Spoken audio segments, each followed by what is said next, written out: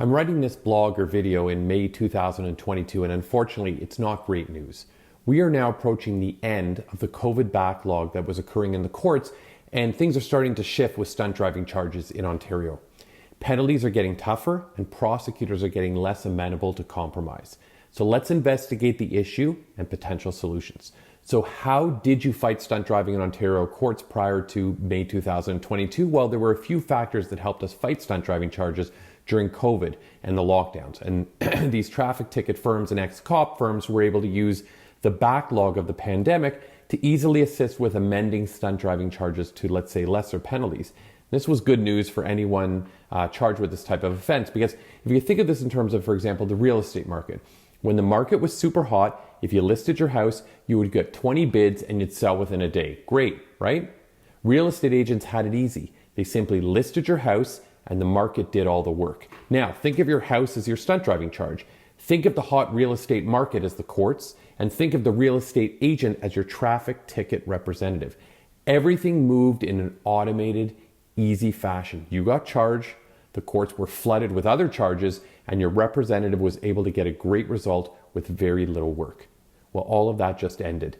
Now the real work begins for stunt driving charges, because the courts are now back to normal capacity and the Attorney General is starting to come down hard on stunt driving charges. We have already seen this in many courts that prosecutors are coming down much harder on stunt driving.